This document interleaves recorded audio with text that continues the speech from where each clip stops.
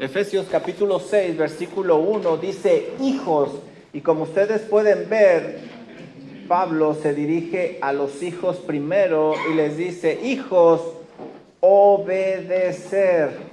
Les indica que deben de obedecer a vuestros padres porque esto es, y les dice que esto es justo. También les dice, honra a tu padre y a tu madre. Lo siguiente que les invita a hacer es honrar. Más bien es una orden que les está dando. Honra a tu padre y a tu madre, que es el primer mandamiento con promesa.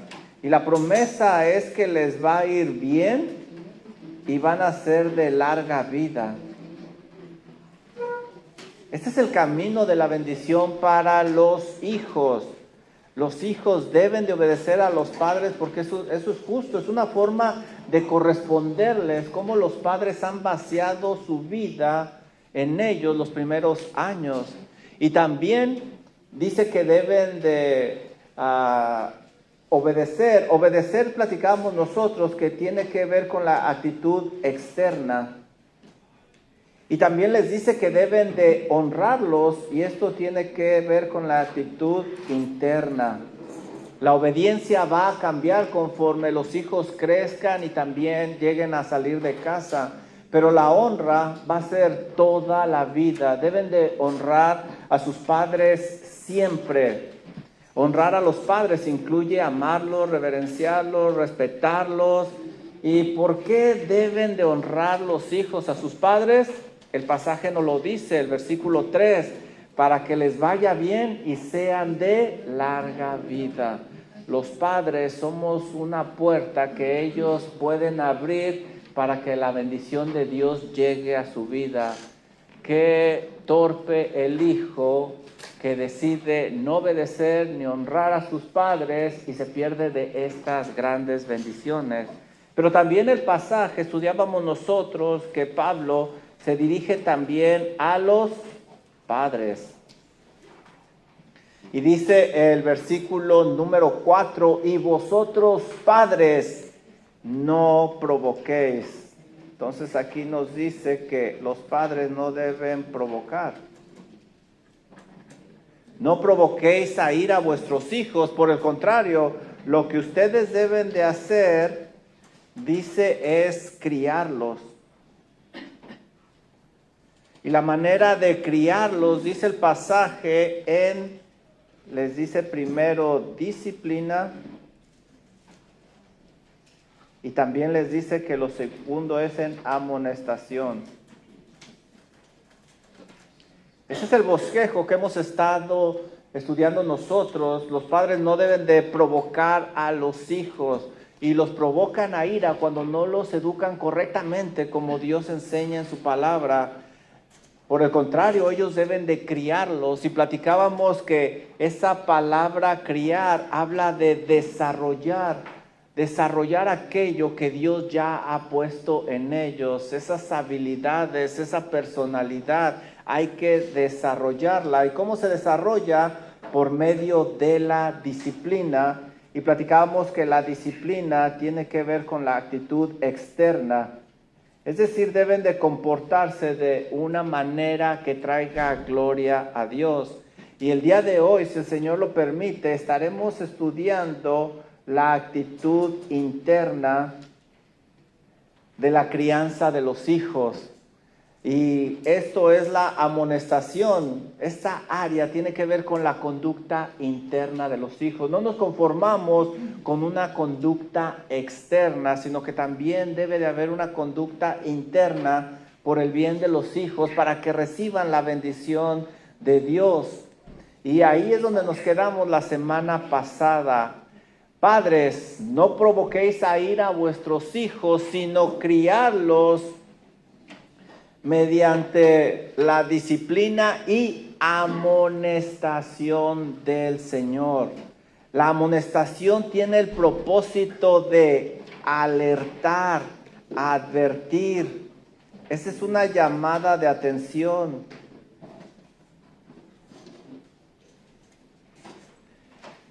Nosotros estamos buscando prevenir a nuestros hijos por medio de la amonestación. Vayan conmigo por favor a Tito 3:10 para que vean un ejemplo de la amonestación. Tito capítulo 3 versículo 10. Miren lo que dice aquí Tito. Al hombre que cause divisiones después de una y otra, ¿qué? Amonestación. ¿Qué hay que hacer con él? Desecharlo. Si te fijas, se le está advirtiendo, se le está previniendo, se le está alertando.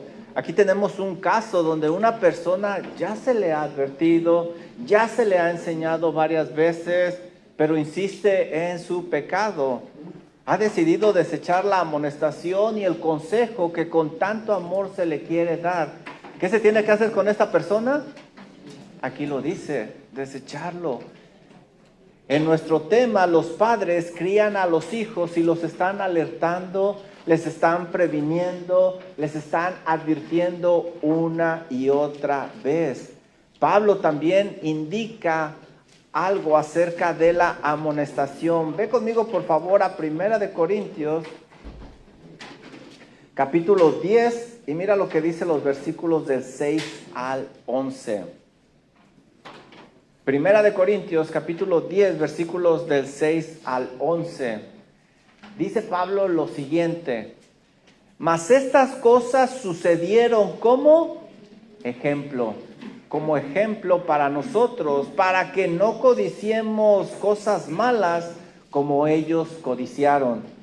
Estas cosas están aquí en la palabra de Dios para que nosotros las pongamos en la mente, en el corazón, y para que no codiciemos como esta gente de Israel codició.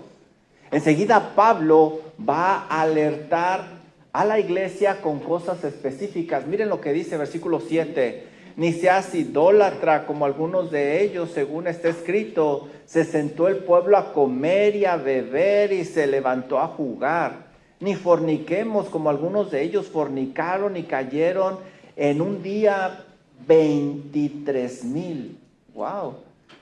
Si te fijas, Pablo les está alertando acerca de las consecuencias del pecado. Él no quiere que esta iglesia sufra como el pueblo de Israel sufrió. No quiere que pasen por ese dolor, por ese sufrimiento. Por eso les está amonestando, les está alertando contra el pecado.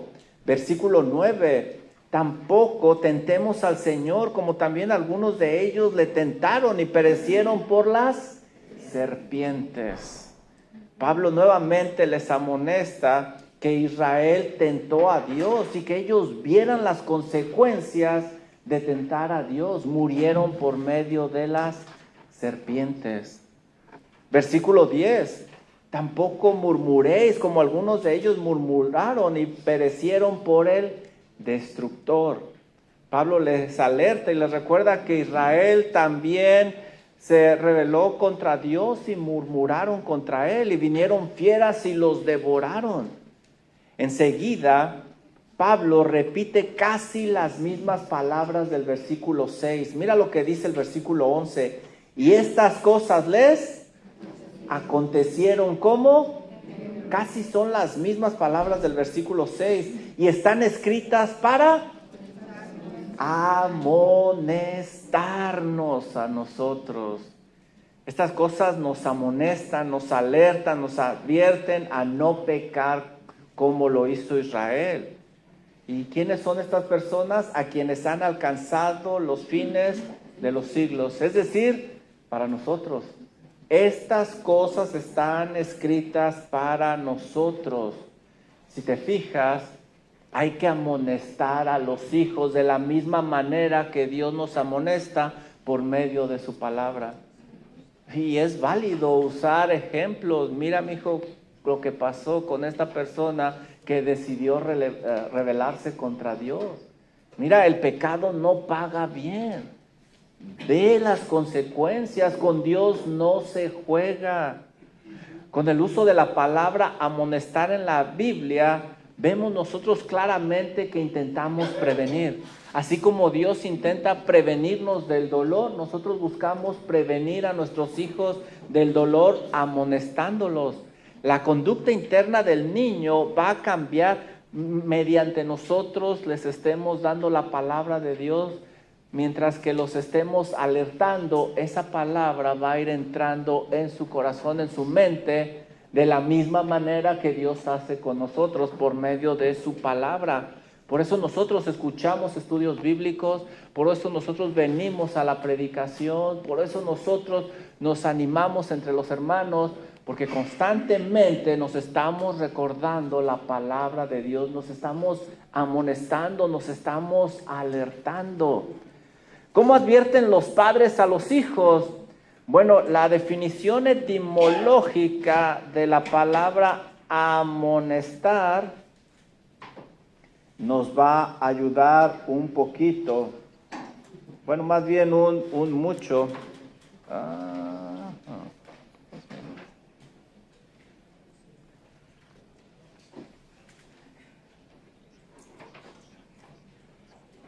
Amonestar, ¿qué significa amonestar?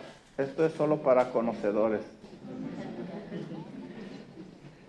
La palabra etimológica, literalmente, ¿qué significa amonestar en griego? Significa poner en la mente. Esa es la definición literal de amonestar en el griego y viene de la palabra neutética. ¿Alguien se acuerda dónde vimos la palabra neutética? Ustedes sí se acuerdan, ¿verdad? Cuando les da risa, quiero decir que sí.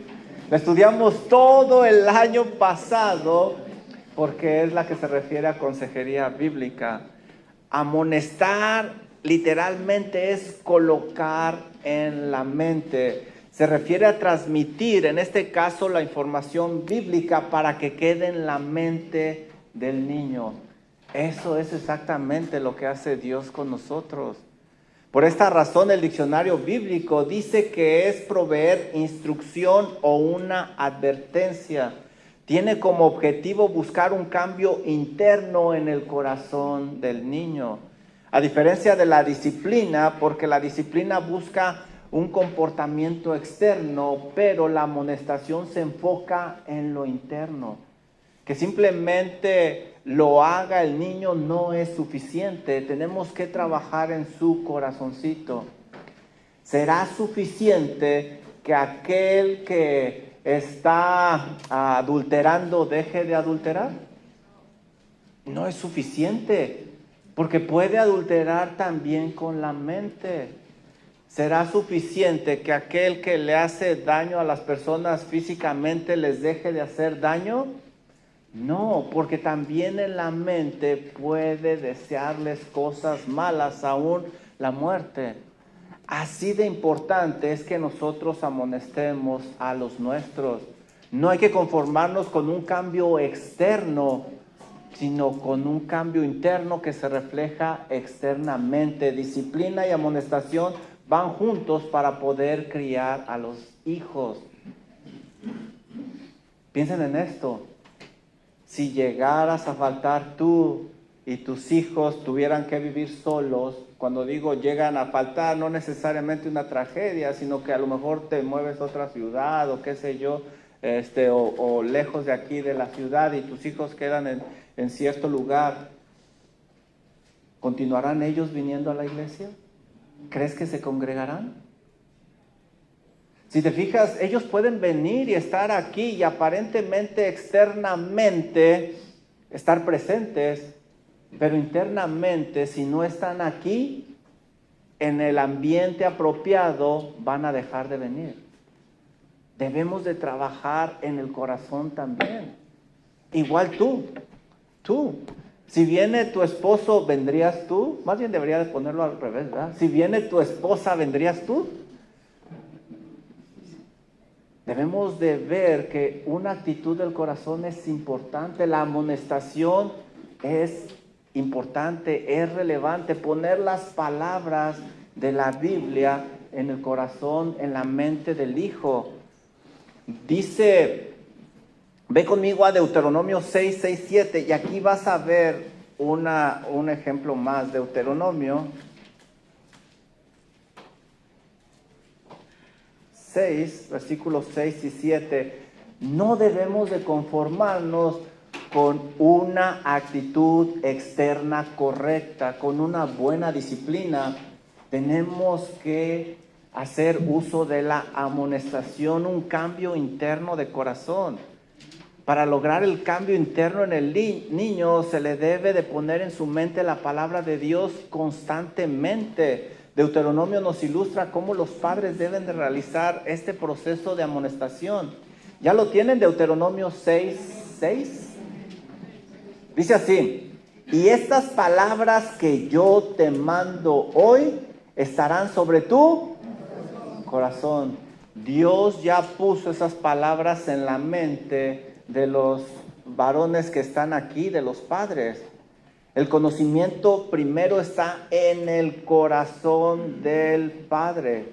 El Señor ya se encargó de decirle su palabra y ya la puso en el corazón del papá.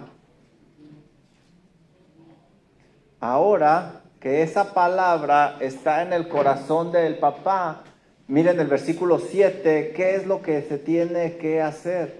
Versículo 7.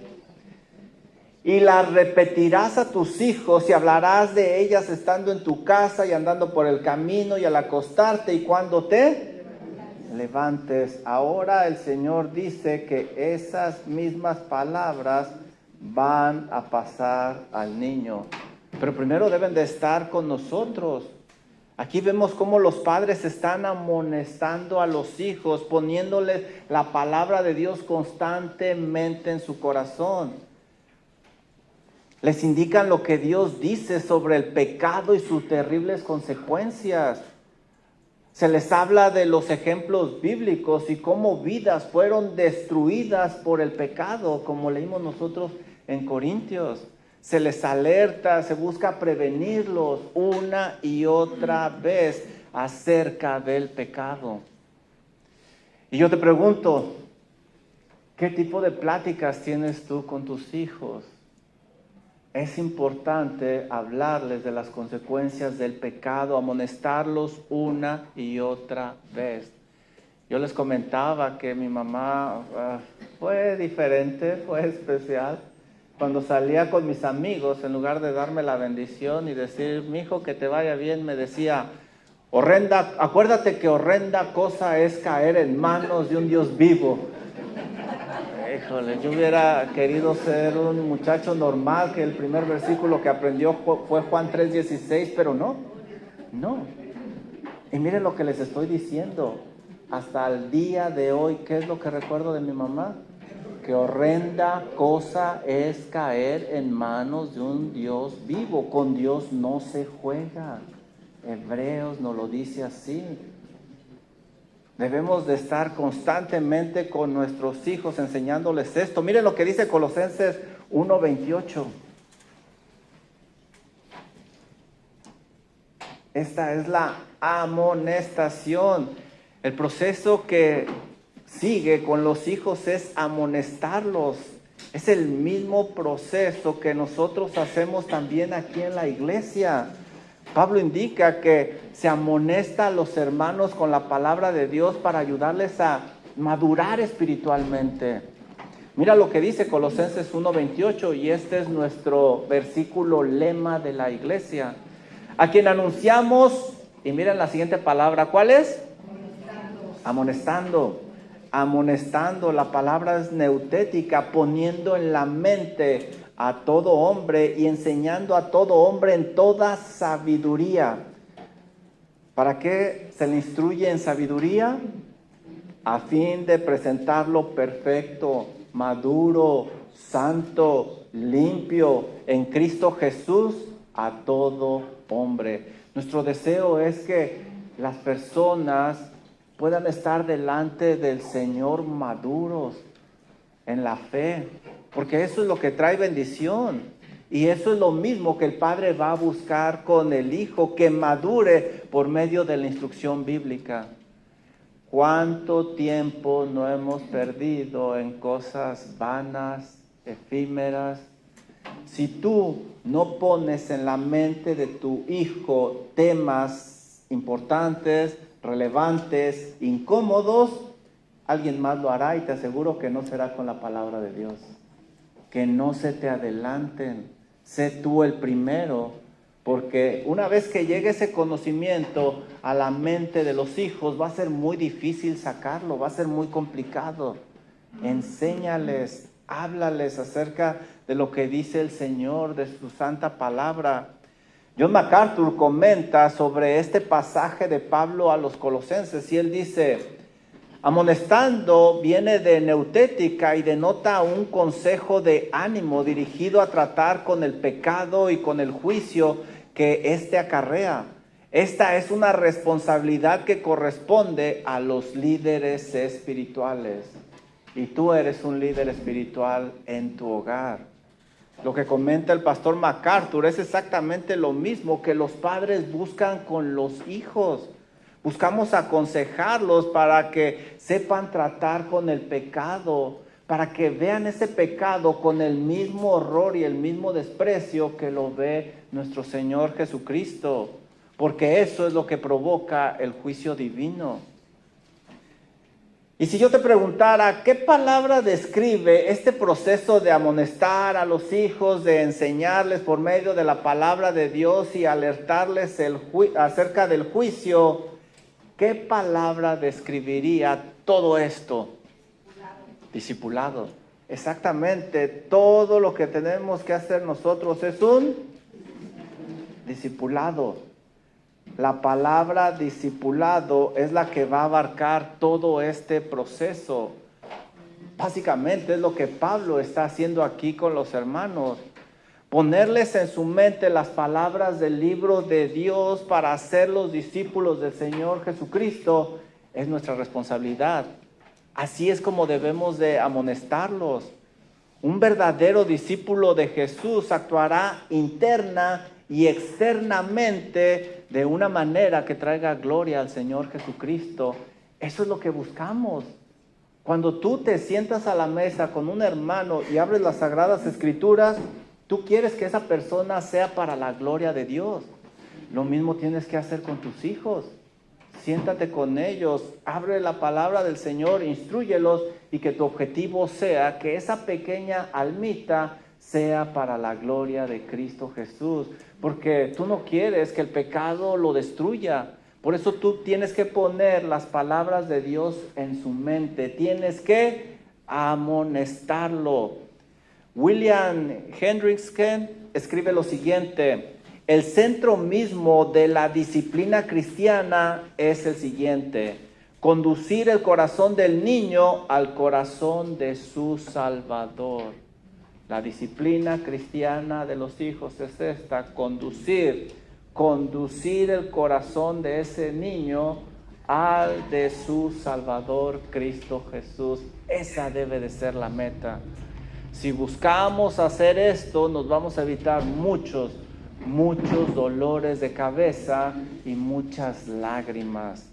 Amonestar básicamente es discipular al niño para que vaya hacia el Señor Jesucristo y no desee nada, absolutamente nada más.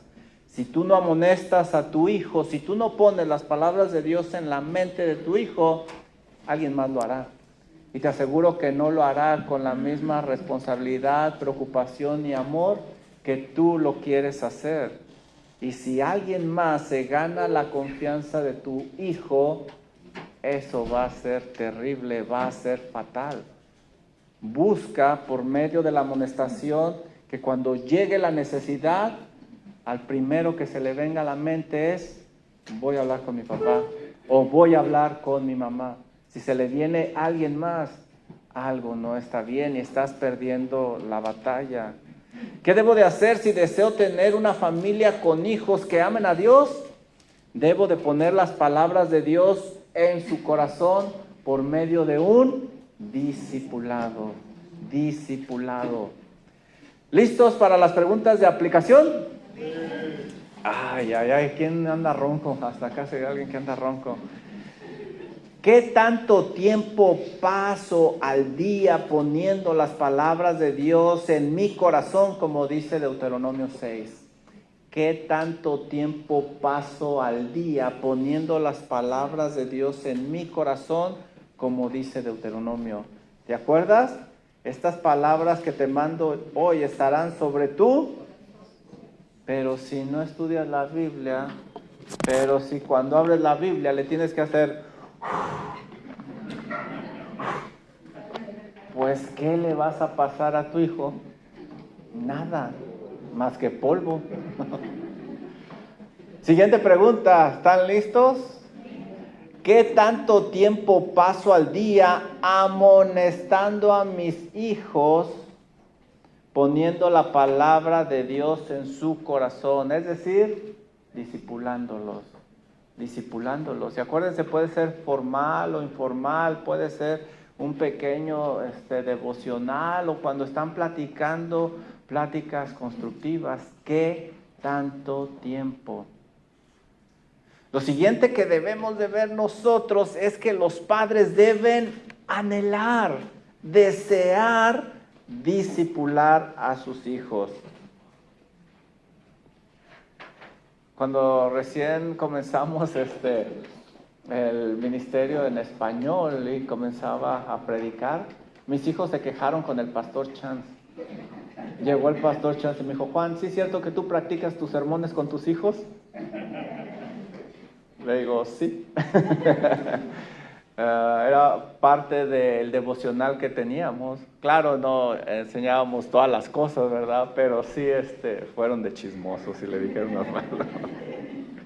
Le digo, pues sí. No, le digo, lo que pasa es que coincide que los devocionales van con el mismo tema de la predicación. Es la providencia del Señor.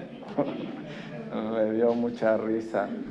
Pero nosotros como padres debemos de anhelar discipular a nuestros hijos, estar a la mesa con ellos, tener pláticas edificantes que les ayuden.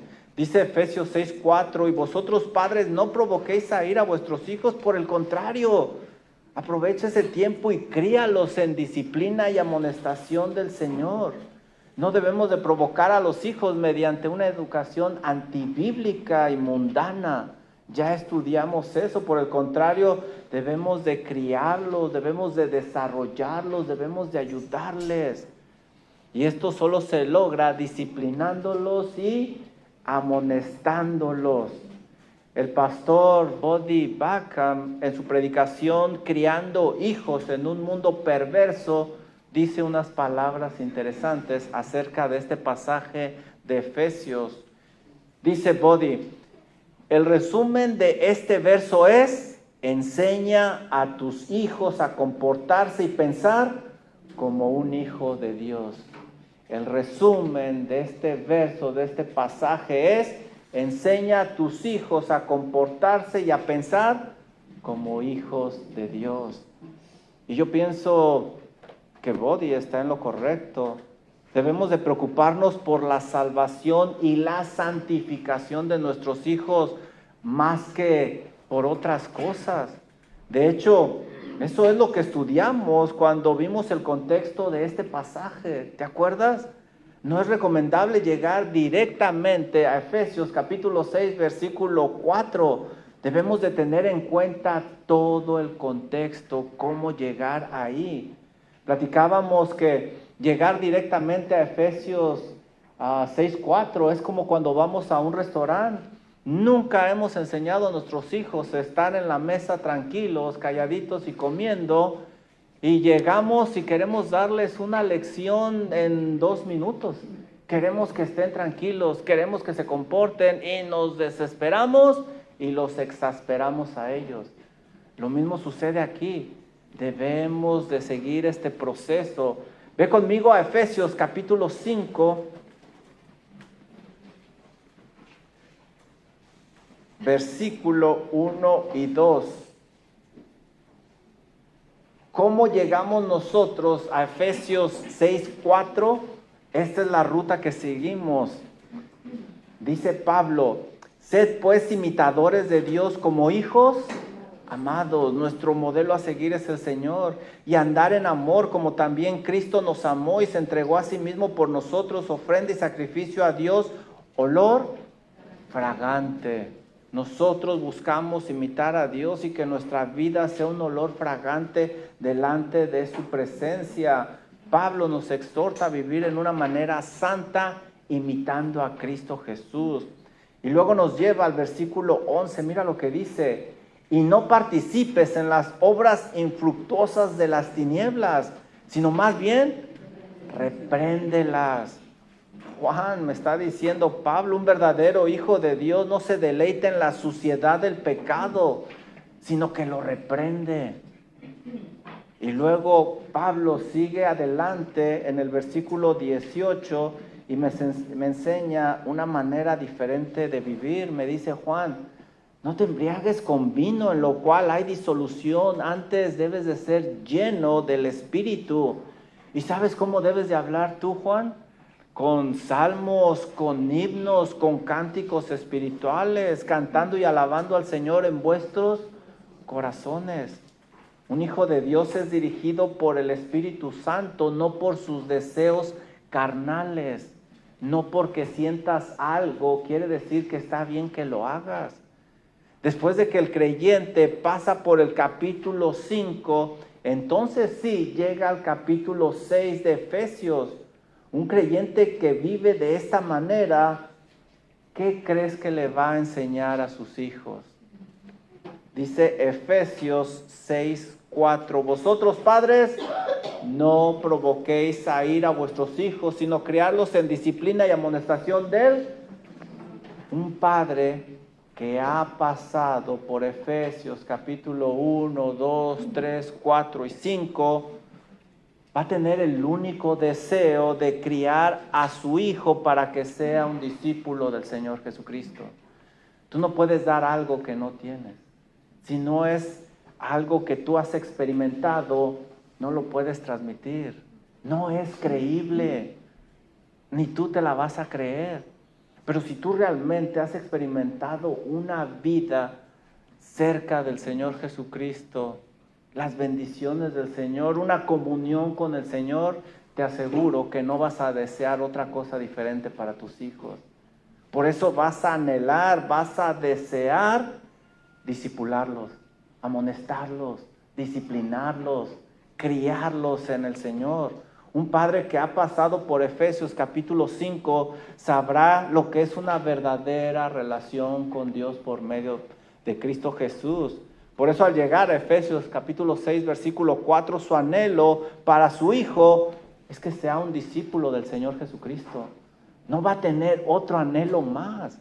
Ese anhelo va a estar por encima aún de una carrera universitaria, de fama, de riqueza, de reconocimiento, porque sabe que la vida plena solo está en Cristo Jesús. Como dice el pastor Body, que Dios le ayude a enseñar, su oración va a ser que Dios le ayude a enseñar a sus hijos a comportarse y a pensar como un hijo de Dios. ¿Para qué quieres un hijo que dirige una empresa muy importante de los Estados Unidos si vive una vida de pecado, si ha perdido su familia, si no tiene una relación con Dios?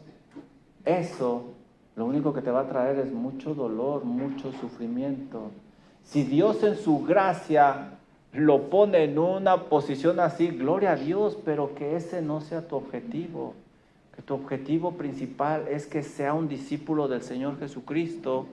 Y entonces sí, te aseguro que lo ponga Dios donde lo ponga, dará descanso a tu vida. Pero tristemente muchas veces nos enfocamos en otras prioridades que no son estas.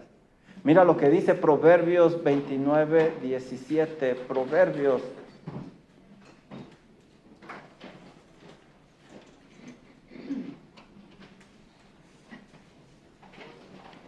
29, 17. Discipular a tus hijos es una gran bendición para ellos y va a ser una gran bendición para ti como padre. Dice Proverbios 29:17, corrige a tu hijo y te dará descanso, descanso. Yo les compartía que cuando hablaba con mi mamá, me lo repetía también antes de colgar. Mi hijo, lo que me da tranquilidad es que yo sé que estás sirviendo al Señor. Mi hijo, puedo dormir esta noche porque sé que estás en los caminos del Señor. Pero para llegar ahí, yo ya te dije por dónde pasé. Horrenda cosa es caer, hermanos, de un Dios vivo. Te dará descanso. Inviérteles ahora. Y no solo te dará descanso, mira lo que dice, y dará alegría a tu alma. Alegría a tu alma. Todo esto se logra mediante un discipulado con los hijos. Hay que tener devocionales con ellos. Y claro, que no sean largos, tediosos, cansados y aburridos. Que sean de 5 minutos, pero productivos. Hay que tener pláticas con los hijos de temas importantes a nivel. Temas incómodos. Porque si no los tienes tú, alguien más los va a tener. Tener una buena comunicación para que al tener una duda o un problema, al primero que busquen sea a ti. Porque si alguien más gana su confianza, vas a tener muchos dolores de cabeza y tus ojos derramarán una gran cantidad de lágrimas. Aprovecha cada minuto con ellos, porque el tiempo pasa rápido, muy rápido. Y el tiempo no regresa, hermanos, no regresa. Aprovechenlo. Escuchen la alerta de la palabra del Señor. ¿Qué debo hacer si deseo hijos que disfruten la bendición de Dios? Debo de experimentar una verdadera relación con Dios para anhelar y orar que mis hijos tengan esa misma o mejor relación con mi Salvador. Debo de buscar una relación personal con Dios por medio de Cristo Jesús, para también desear que mis hijos la experimenten. De otra forma, no podré dar algo que yo no he experimentado y que no tengo. No será creíble y no llegará ese mensaje. Preguntas de aplicación, ¿están listos? Con toda honestidad, ¿hay personas honestas aquí? Domingo en la mañana en la iglesia. Eso, hay personas honestas aquí, gloria a Dios. Hasta antes de este estudio, ¿cuál era la meta que tenías para tus hijos? ¿Cuál es la meta?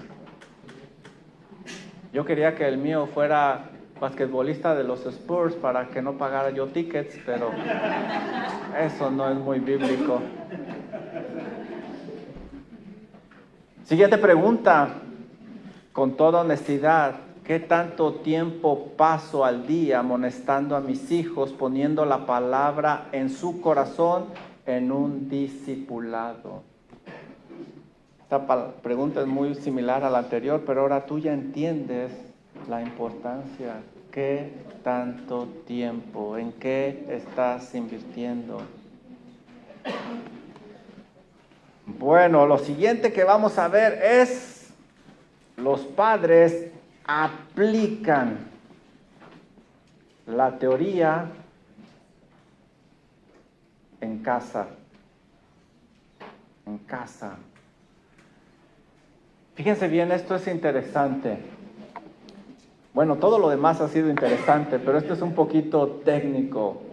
Hemos estudiado una porción sumamente importante en el libro de Efesios. Para que comprendas lo importante de estas lecciones, vamos a analizar la estructura del libro de Efesios. Lo primero que nosotros podemos ver es que el libro de Efesios está dividido en dos partes delimitadas claramente. La primera parte se va a encontrar de los capítulos del 1 al 3 y la segunda del 4 al 6. La división es clara. Ve conmigo, por favor, a Efesios 3:20. Efesios 3:20 y 21. Y ahí vas a ver cómo existe aquí una división muy clara. Miren cómo dice aquí: Y aquel que es poderoso para hacer todas las cosas mucho más abundante de lo que pedimos o entendemos según el poder que actúa en nosotros, a Él sea gloria en la iglesia, en Cristo Jesús, por todas las edades, por los siglos de los siglos. Parecería que ahí termina el libro, ¿verdad? Esto es lo que se conoce como una doxología. Entonces nos está dando una clara división entre estos dos capítulos. Después el capítulo 4 comienza inmediatamente con una serie de aplicaciones. Hay versiones de la Biblia que comienzan con por lo tanto. Y eso indica una clara división entre dos partes. Por ejemplo, la Legacy Standard Bible comienza con therefore. Therefore es básicamente por lo tanto. Therefore. Esto nos indica un claro comienzo en una sección nueva. Esto es importante. ¿Por qué? Si tenemos dos partes, vamos a ver los temas. Si ustedes leen los primeros 3 capítulos de Efesios, van a ver características muy particulares. Aquí tenemos lo que se conoce como la ortodoxia o doctrina. Todo el capítulo 1 al 3 va a ser doctrina. Pablo se dedica a exponer quiénes somos y lo que tenemos en Cristo Jesús. Es decir, Pablo dice, Juan, Cristo murió por ti, te redimió y a causa de esto, estas son las bendiciones en tu vida. Así es como tú puedes vivir. Cristo hizo esto y a eso se dedica este libro. Estos capítulos, por eso, están llenos de lo que se conoce como indicativos. Como su nombre lo dice, indicativos o definiciones son cosas que apuntan, que señalan, que indican. Por ejemplo, esto es así, esto se refiere a esto. Tú tienes esto en Cristo Jesús, esto sucedió por esto. Son puros indicativos, señales, señales, señales. 3 capítulos donde dice lo que hizo por mí y quién soy yo en Cristo. Ahora, los otros capítulos del 4 al 6 tenemos lo que se conoce como la ortopraxis o práctica. ¿Y por qué dijo ortopraxis? Pues para pantallarte, sino como la práctica, pues. Estos capítulos están llenos de imperativos, es decir, órdenes. Debes de hacer esto, no hagas esto, toma esta dirección, no vayas por ese lugar, habla de esta manera, no hables de esta manera. Algo interesante es que aunque la mayoría son imperativos, también aquí tenemos algunos indicativos. Aunque prevalece la práctica en ambos libros, en ambas secciones tenemos indicativos. Los indicativos muestran quiénes somos y qué tenemos como cristianos. ¿Quiénes somos y qué tenemos como cristianos? Tenemos indicativos en las dos partes del libro, en estos 6 capítulos. ¿Qué quiere decir esto? Que es de suma importancia que todo el tiempo, en todo lugar, en cualquier situación, tú tengas presente quién eres en Cristo y lo que tienes en Cristo Jesús. ¿Me explico? No importa la circunstancia, no importa el lugar, no importa el tiempo, tú eres hijo de Dios y te tienes que comportar de cierta manera. No hay excusa delante de Dios. Como hijo de Dios no puedes ni debes olvidar esto. Tristemente, muchas personas están en medio de los compañeros de trabajo y se olvidan de los indicativos. Están en medio de cierta circunstancia compleja, de cierta presión y se olvidan de los indicativos, de quiénes son en Cristo Jesús y lo que tienen en Él. Para poder vivir bien, debes de llevar a la práctica todo el tiempo quién eres en Cristo Jesús y lo que tienes en Cristo Jesús. ¿Captamos esto? Importante, muy importante. Ahora, algo interesante es que al final de la carta, en el punto máximo de la sección práctica, ¿de qué se habla? ¿Ya vieron de qué se habla? El punto máximo. ¿Sí parece montaña? El punto máximo de la práctica es la familia.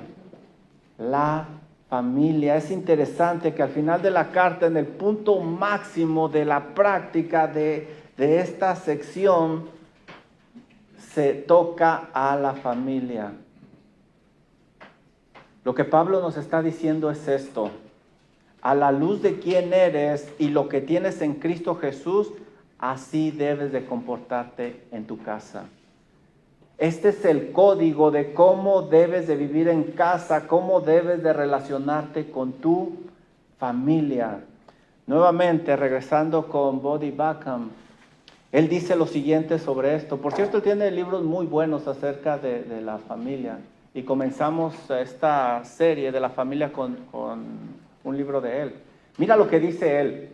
El código de comportamiento en el hogar está al final de la segunda sección que habla de la práctica, porque no hay nada más práctico en la vida cristiana que cómo vives en tu hogar. No hay nada más práctico en la vida cristiana que cómo vives tú en el hogar. No sé tú, pero yo estoy de acuerdo con el pastor Bodhi, porque en la casa realmente mostramos quiénes somos. Tu verdadero comportamiento con Dios, lo que verdaderamente crees de la Biblia, se ve ahí en tu casa. El nivel de tu fe, el verdadero avance de tu santificación progresiva, ahí en tu casa es donde se ve. Pablo nos ha llenado de indicativos para vivir bien, comenzando ¿dónde?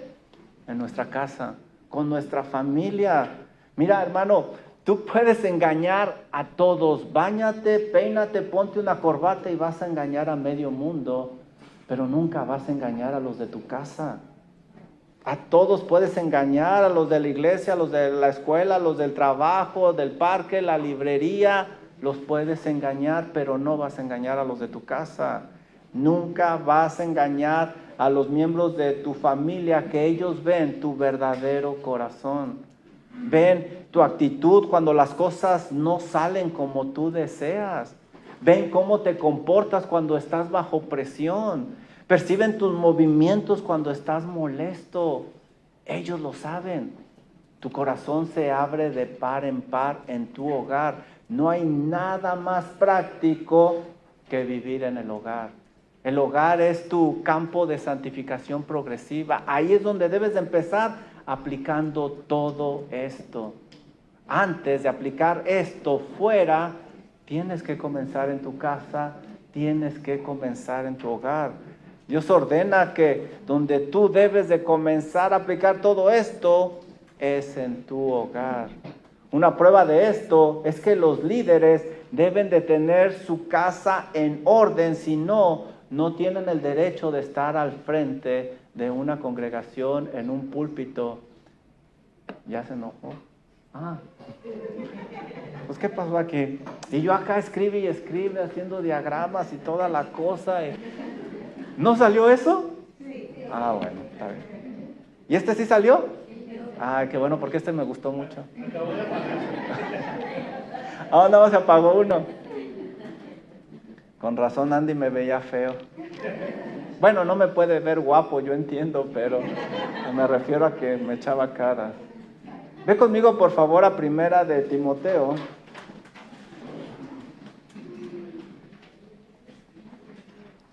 Capítulo 3, versículo 4 y 5.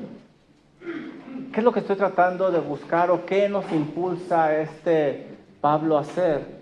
Que debemos de poner atención en nuestros hogares, que debemos de poner atención en nuestras casas, que de ahí se deriva todo, todo. Mira lo que se requiere de los líderes. 1 Timoteo 3, 4 y 5, y también vas a encontrar algo de esto en Tito 1, 6. Se le pide a los ancianos que gobiernen bien su casa. Ahí empieza todo. Que tengan a sus hijos en sujeción con toda honestidad. Pues el que no sabe gobernar su propia casa, ¿cómo cuidará de la iglesia de Dios?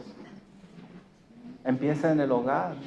Ancianos, y estos son los requisitos también para los diáconos. Mira lo que dice 1 Timoteo 3:12, más adelantito. Los diáconos deben de ser maridos de una sola mujer, que gobiernen bien, ¿qué? Sus hijos y sus casas. Pero tú a lo mejor dices, ay, gloria a Dios, aleluya, es para los ancianos y para los diáconos. Por eso yo no quiero ser diácono ni anciano. Vas a ser anciano algún día si el Señor te lo permite. Eso el tiempo lo hará. Esta orden no solo es para los líderes. Lo acabamos de estudiar, hermanos. Lo acabamos de ver en Efesios. Aquí se nos dice que es para todos los cristianos, para todos. Pero obviamente los ojos van a estar sobre aquellos que están al frente. Primera de Pedro también repite esta responsabilidad en el hogar. Josué 24 también nos recuerda que todo comienza en el hogar. Deuteronomio capítulo 6 también nos exhorta a poner atención a nuestros hijos en el hogar. Y esto está por toda la Biblia. Es para todos nosotros. Todo empieza en el hogar. Dice la versión popular en español: no seas umbral de la calle y obscuridad de tu casa. ¿No dice así? Sí, así dice, ¿no? Candil de la calle y obscuridad de tu hogar. Todo empieza en tu hogar. Todo empieza ahí. Ponle atención a tu hogar. ¿Qué debo de hacer si quiero que Dios me ayude a tener una familia de testimonio cristiano? Debo de mantener un testimonio impecable en mi hogar principalmente. Debo de mantener un testimonio impecable en mi hogar, principalmente. Preguntas de aplicación. ¿Están listos? Eso. ¿Los del teléfono están listos? Dicen que sí. ¿Cómo evaluaría el Señor tu cristianismo de esta semana? No vayas tan lejos de esta semana. Excelente, bueno, malo o pésimo. ¿Cómo lo evaluaría el Señor tu cristianismo de esta semana? Recuerda, puedes engañar a medio mundo, pero va a ser difícil que engañes a los de tu hogar y sobre todo al Señor Jesucristo. Siguiente pregunta. ¿Soy culpable de poner tropiezo al Evangelio en mi hogar a causa de solo tener un buen testimonio afuera? ¿Soy culpable de poner tropiezo al Evangelio en mi hogar a causa de tener un buen testimonio solo afuera? Con el mío no. Yo soy el que estoy dando la clase. Debemos de comenzar con nuestro hogar. Esta es la idea, hermano. Muchas veces hacemos muchos énfasis en los hijos. No, comienza con nosotros y nuestra relación con Dios. Muchas veces queremos tener un nombre afuera, pero no tenemos un nombre en el hogar. Nos ganamos el respeto de todos afuera, pero no tenemos credibilidad en nuestro hogar. Lo más importante es nuestro hogar. Aunque afuera seamos desconocidos, que en nuestro hogar seamos conocidos por personas que tememos a Dios, personas creíbles realmente. Desde que empiece con su hogar, ¿por qué con el mío? Siguiente pregunta, ¿están listos? ¿Por qué crees que Pablo en Efesios primero nos dice quiénes somos en Cristo y luego nos da órdenes de cómo vivir? ¿por qué Pablo primero nos dice quiénes somos en Cristo y lo que tenemos en Cristo y después nos dice cómo vivir? Porque si nosotros perdemos eso, lo perdemos todo. Lo perdemos todo. Un príncipe es príncipe donde quiera que vaya y no se le debe de olvidar, porque si hace algo indebido trae descrédito al linaje, al nombre de su padre. Que nunca se nos olvide quiénes somos y qué tenemos en Cristo Jesús, porque somos embajadores del Señor, comenzando en nuestro hogar, en nuestro hogar.